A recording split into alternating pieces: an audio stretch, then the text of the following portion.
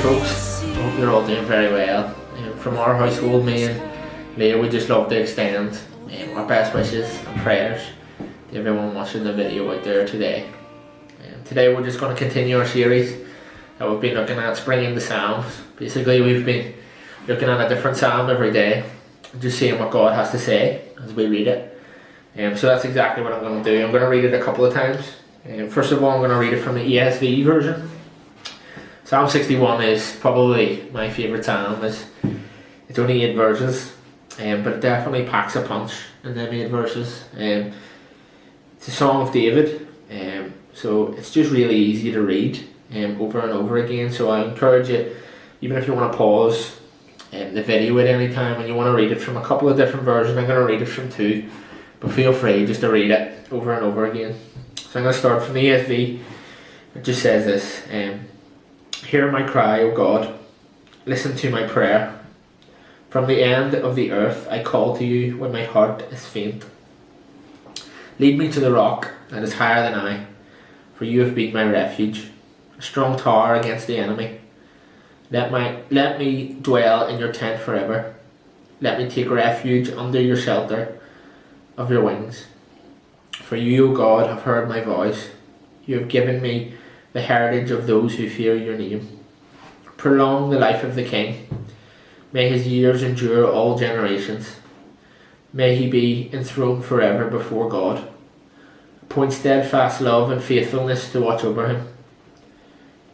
So I will ever sing praises to your name as I perform my vows day after day. Just want to pray as we start to look more in depth at the different verses. Dear God, we just thank you for another day. Lord, we thank you for the many blessings you give us. Lord, even in this time where we feel uncertain and we're maybe housebound, Lord, we just thank you even for our houses or the places that we're staying at the minute. Lord, if we're staying with someone, Lord, we thank you for the company that we're keeping.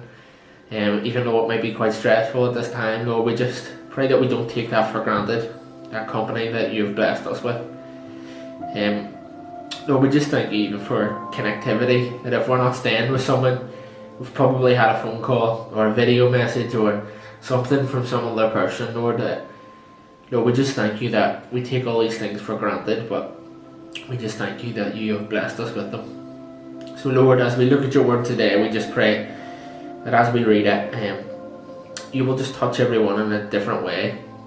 That Lord, if everyone will take something different from it, or just take what they need from it, Lord, or what you want to tell them from it. So as we read this, Lord, we lift up your name and we pray, just in your name. Amen. Amen. So I'm going to read Psalm 61 again, but I'm going to read it from the Message this time.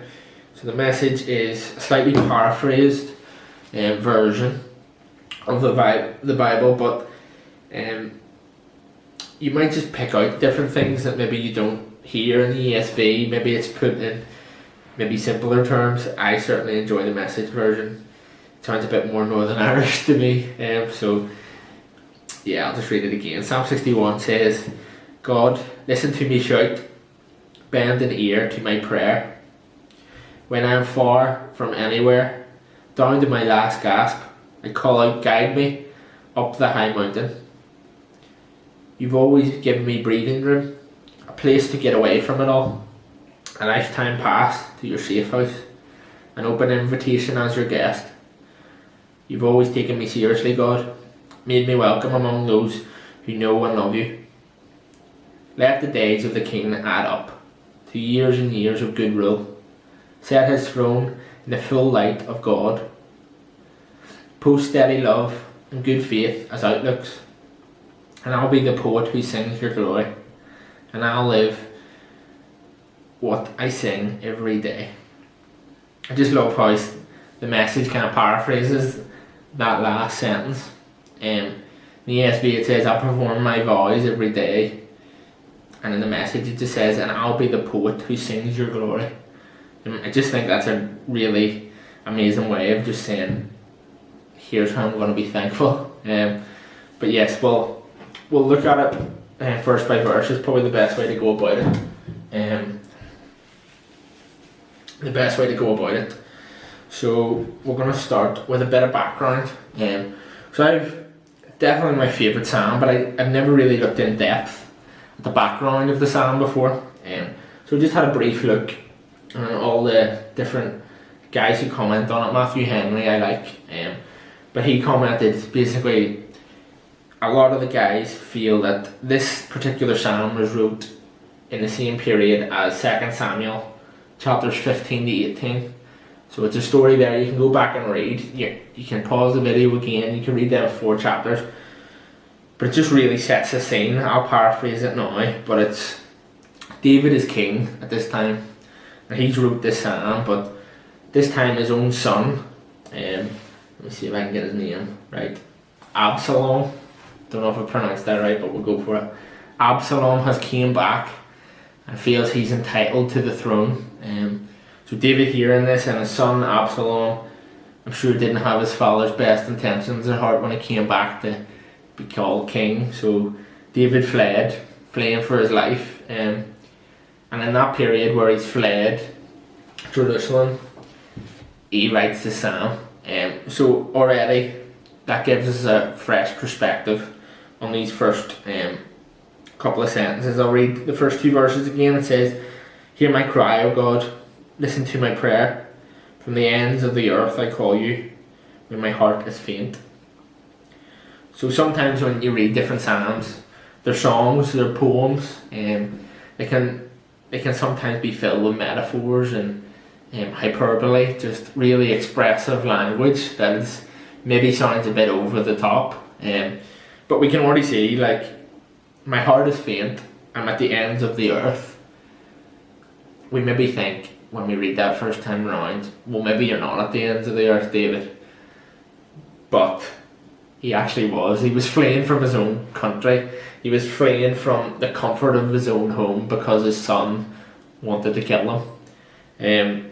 So we just already just see kind of David just laying it out. And I love how kind of blunt some parts of this psalm are. He's just saying, God, I'm not feeling so good here. My son's trying to kill me.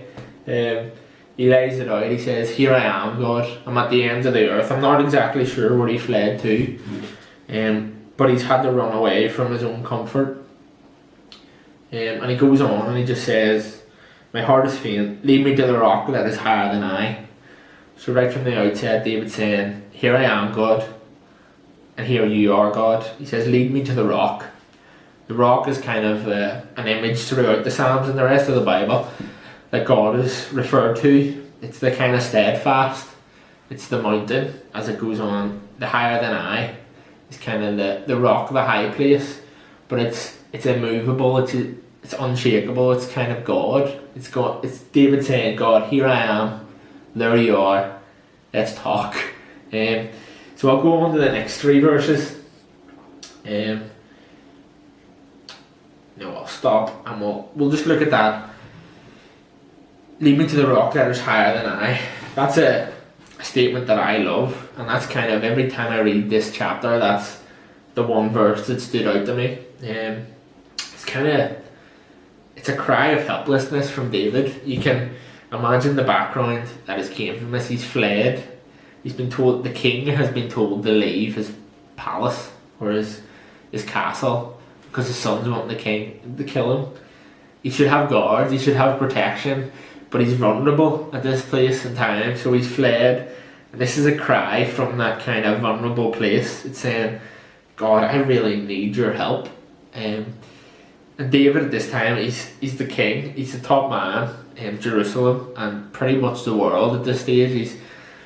There's other kings out there, but David's the man. And he's saying, Father, I might be the king, God, I might be the king, I might have a crown, I might have a palace, but God, you need to take the wheel here. I'm no longer the decision maker. That has to be you now. I'm laying it all down.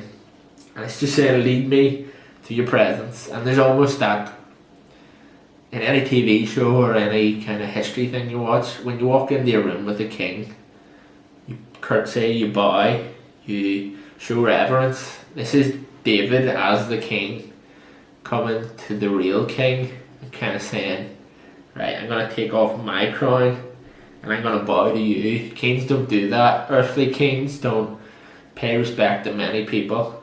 But this is David as king coming to God, the king, and saying, God, I really need your help. And not many earthly kings would ever really say that. So I just love that. Even gives you an insight to David's character, that he wasn't just he wasn't holier than thou, he wasn't above everyone in even his role as a king, or as a follower of God. He didn't feel like he was owed anything because he had this position of king, that he was humble enough to come to God and say, I need help. So we'll just look at the next 3 verses, and I've kind of paired them all together.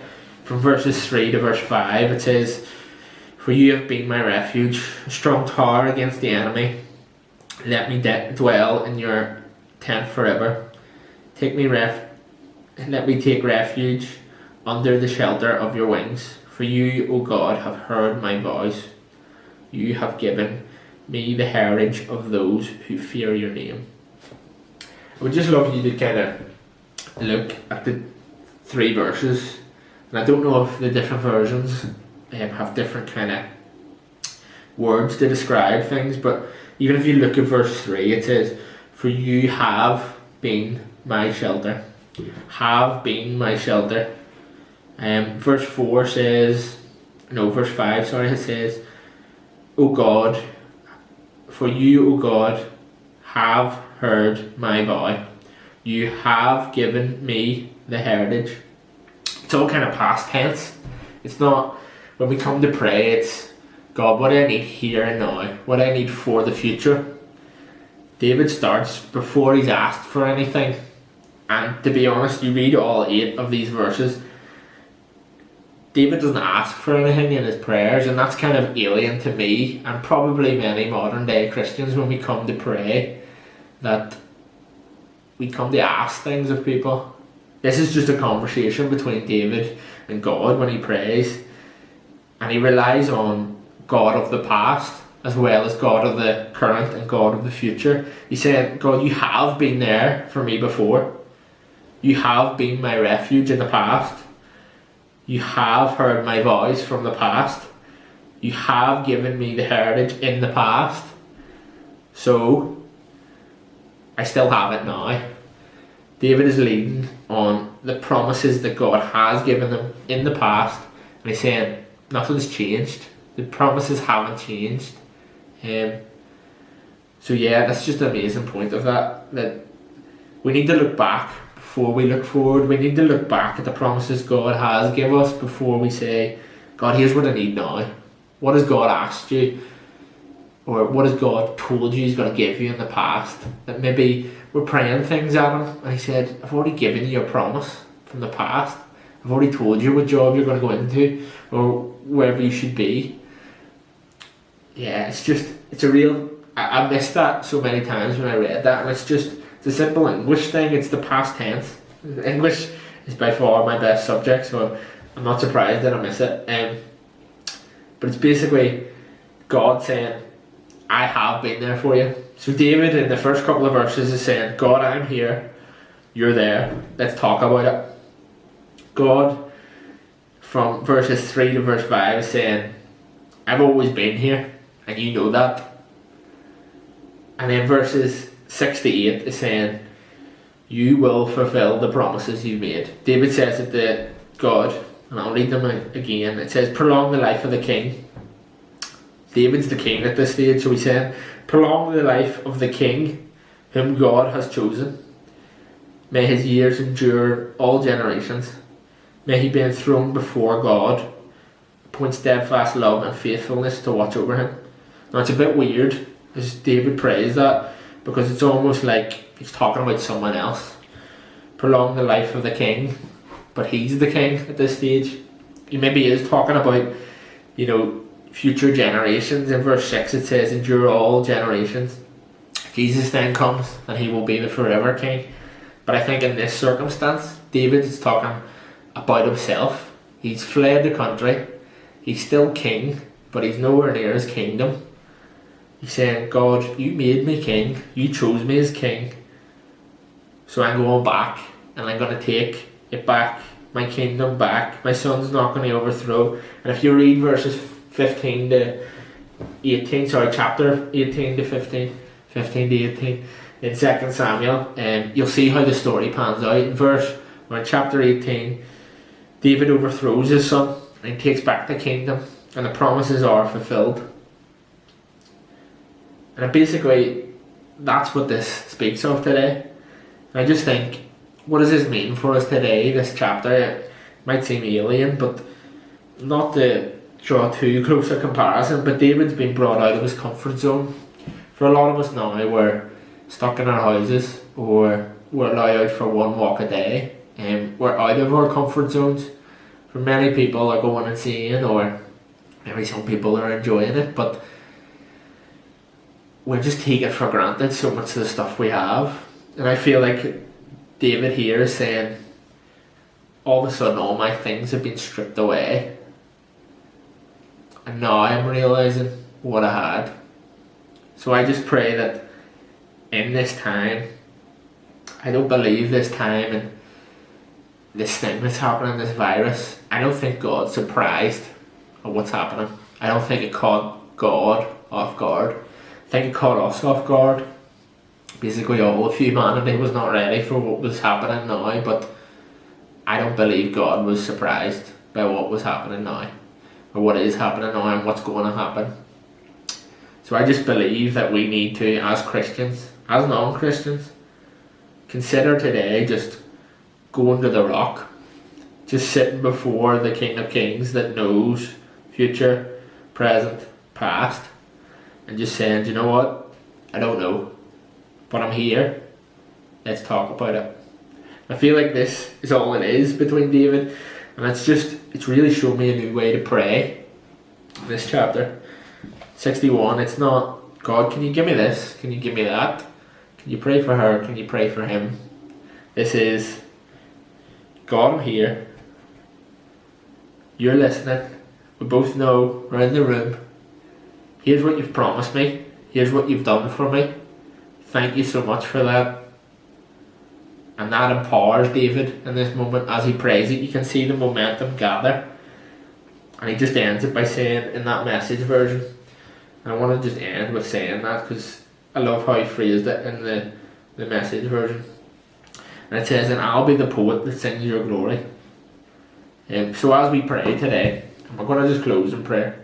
I know there's needs out there, and I'm not saying when we come to pray, we don't pray for specific situations, for specific people. But I'm just saying, let's take this time now. You can pause the video, I'm only going to say a short prayer. But take the time just to be you with God. You don't have to say massive flowery terms when we come to God. How art thou? You know, it just needs to be, God, I'm here, you're there, let's talk about it. So I'm going to close in prayer.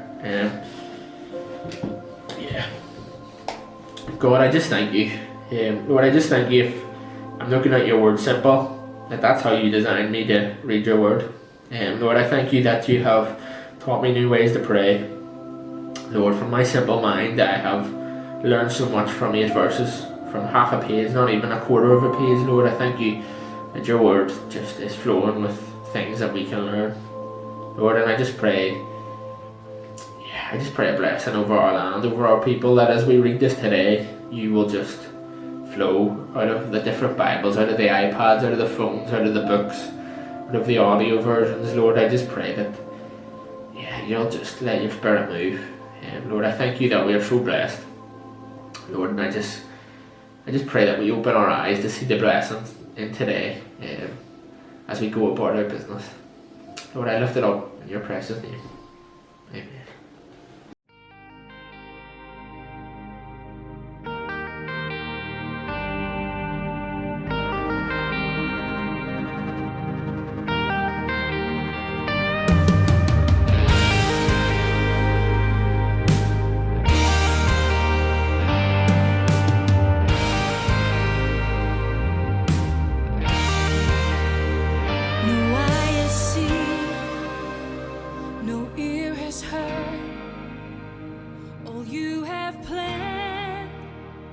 what lies before, but this we know.